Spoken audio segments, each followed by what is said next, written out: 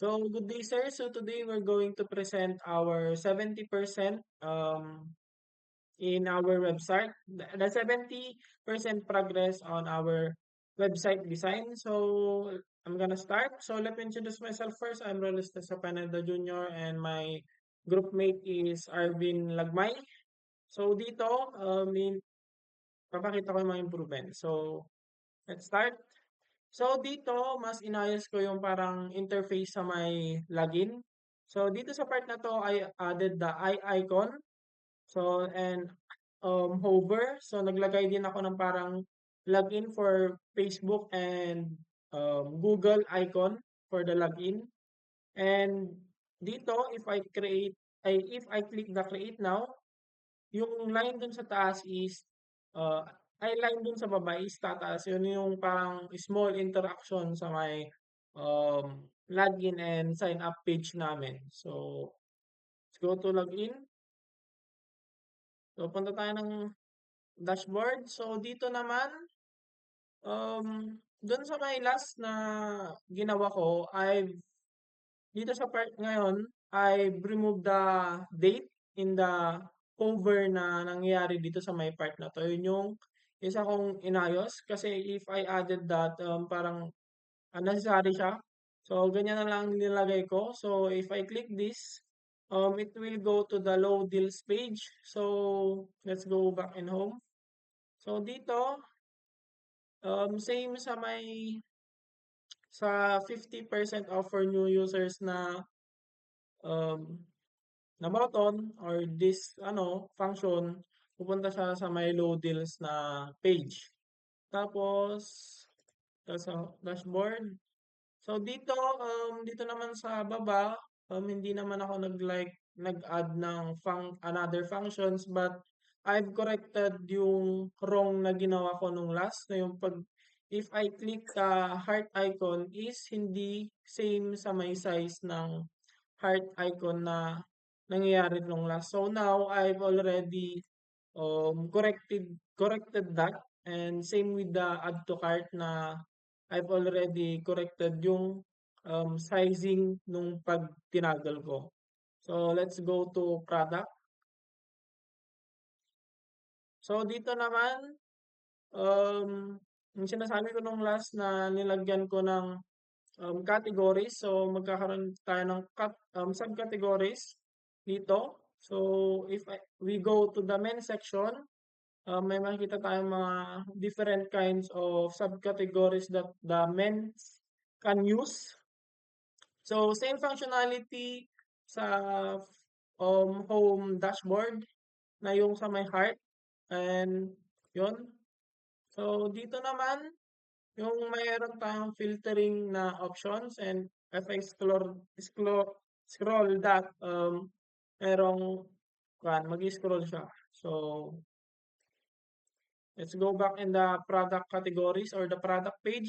So let's go naman sa movement section to more demonstrate the correct. So dito naman, same function sa may men section. If I click clothes, pupunta siya sa may clothes page ng pang women's. So next, and let's try natin yung shorts. And yun, pupunta siya sa may shorts na page ng women's. So that's it for the product. So punta naman tayo sa low deals na natin kanina. So dito merong hover na nangyayari if I hover the mouse. Same functionality, and dito makikita naman natin na merong, for example, 5,000 yung original price nung product. Merong indication na like for example, this 50%. Yung 50% ng 5,000 is to 5. So, yun. Um, makikita natin dito na naging 2.5 na yung and makikita naman natin yung kung ilan yung na bumili nung product na yon. Same functionality dito dun sa last na nabanggit ko, yung heart and yung sa may add to cart, which is yung sa heart is for which list. And dito naman, dito sa low deals, dito sa may holiday sale. So, parang kinonect ko yung parang kulay. Like for example, di ba pag Pasko kulay red. So yun, ginawa kong kulay red na lang yung background. So that's it, same functionality. So makikita pa din natin yung parang discount or yung original price ng product. So let's go to wishlist. So dito naman, makikita natin yung product or um, yung mga hinart nating mga products. Tapos dito makikita natin yung mga status, yung price, and yung action na pwede natin gawin. So dito sa may status, makikita natin dito na parang yung sale yung product, naka-indicate na naka-sale yung products. Tapos makikita natin kung ilan yung stocks na available. So kung walang stocks, dito mag-show naman na wait for the restock na yung pag-restock ng product. So dito makikita natin na walang discount. So first naman dito makikita naman natin na may discount um, yung product na in-add natin. So, dito naman nakita natin yung mga variation. Pwede natin i-select yung can. So, if I hover this, pwede ako mag-select ng mga size and colors. So, let's go to the orders part. So, dito naman, um, dito sa shipping date, ay dito sa to ship na page ng orders is makikita natin yung mga products na in-order natin na to be shipped. Tapos makikita natin yung shipping date ng mga products na in-order natin. So, next is to receive. So, dito naman makikita natin kung nasaan na yung product natin. For example, dito sa my first na product na out for delivery na yung product. So, next is yung sa may um, second product na meron yung expected delivery date. Tapos um,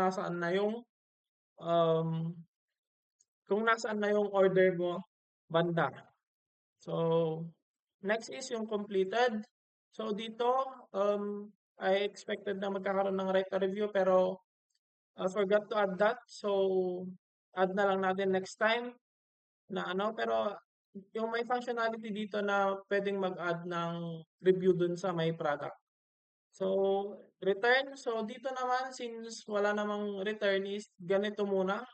So, if dito, merong functionality dito na order now, dito naman, kung maayos pa natin yung page, pupunta siya doon sa may product page na parang suggested ganon. Same process dun sa may canceled, same sa may return refund na action. So, let's go to the profile page. So, dito naman, inayos ko na yung functionalities ng notification. Meron na yung notification na, I mean dun sa may settings, kasi nung last, walang nakalagay na mga ganito yung parang pag-on. So, dito may animation dito or may fan na if I click this, mag-on siya. Same sa mga iba. So, yun.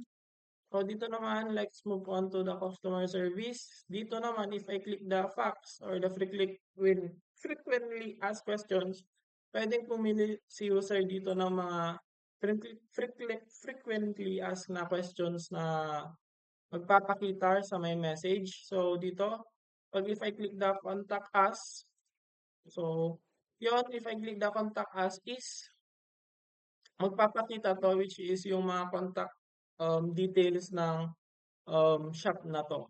So, yun.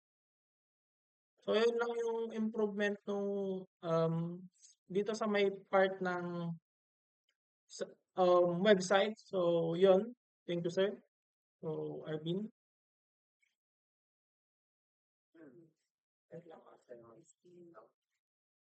Okay ba, di ba? Oo.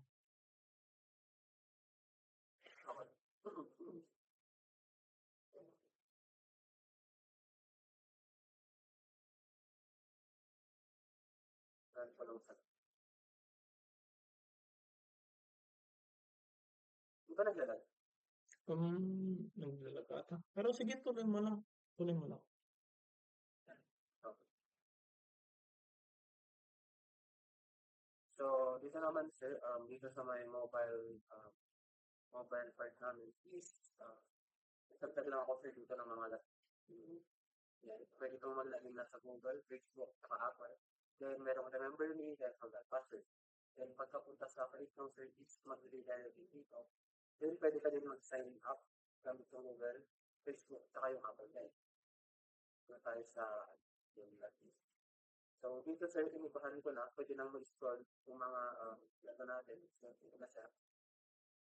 Ito lang yung improvement dito. Then, sa categories sir, nung last is sa categories, parang for you page lang siya. Pero ngayon, inibahan ko na, then wala na yung mga categories dito na for you, newbie, yung mga save, wala na. So, naging categories na lang siya. Then, pwede yung maklik tong main section. Pagkapunta sa main section din, parang sa web din sir, na napupunta ito sa subcategories, sa pants, clothes, watches, perfumes, shorts, saka facials. Then, pwede siyang maklik. And dito sir, dito na parang dito na pupunta yung mga on natin, mga mga customers natin. And then yung back button dito, babalik siya sa section. Cancel lang din. Then sir, pagkapunta dito sa naka-nest na section, pag pinindot mo itong categories, babalik siya sa pinaka-main. Same din dito sir, sa watches. Ayan. Then pag pinindot dito, babalik siya sa main. Yun lang dito sir. Then pagbabalik, punta sa main. Yun yung improvement na nilagay ko sa categories. Parang nakabase na lang siya sa website namin. And dito sa cards is meron tayong shopping cart. And makikita yung mga orders dito. So ngayon sinilagay muna ako ng mga place order para parang example lang. And then, ayan. Pag si check out, sila pag pinilog natin is papakita yung order summary.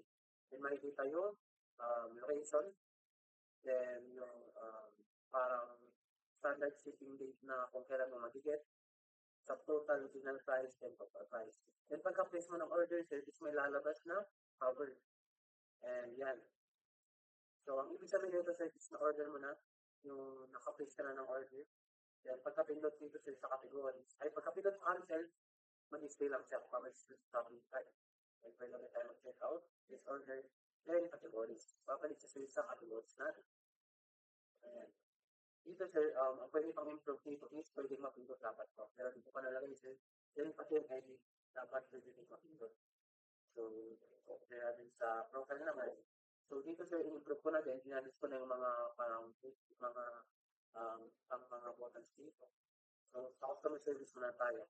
So, dito sir, wala pa sa medyo functionalities, pero mag-base ako dun sa web namin na mga people can ask questions para mas-ayos. Kaya natin ulit. Dito, meron sa back button. Babalik siya dito. And sa notification service, dito naman nakalis yung mga notifications kung kailan ka ng order. Deliver na ba? Na-deliver na. Then, kung pwede mo lang i-review yung order. Dito yung mga yung mga things. Yeah. And then, be ready to pay. Parang yan eh. Yan, baka natin. And sa order history, sir, is, ganito, parang yung sa update profile details ay na rin yung order history. Parang medyo clamp siya. Kaya ayusin ko na lang. And then, ito pala sir, itong pencil icon na to is mag-redirect din siya dito. So, mga username, name, edit. Then, ginaya ko lang sir sa web na pwede ma-edit to. And then, balik naman tayo sa settings. Yan, dito sa settings, ginaya ko din sa kanya. Pero wala munang functionalities sa mga to. Ayan. Then, another addition sir is itong logout button. Pag nag-logout ka sir, may mapapapap din na modal. And then, sure you want to logout. Pag click mo yung cancel, babalik siya ito sa profile. And then, pag click mo naman yung logout, is babalik siya sa login natin. And then, yun lang sir yung functionalities niya. Medyo kulang pa sir, pero andun yung mga front page para sa functionalities nila. And yun lang sir para sa mobile video natin. And Oh, thank you, sir.